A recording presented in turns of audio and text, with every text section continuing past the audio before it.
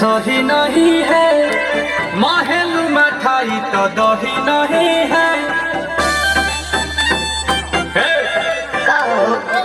लगे मिजाज आज सही नहीं है, महलू मठाई तो दही नहीं है।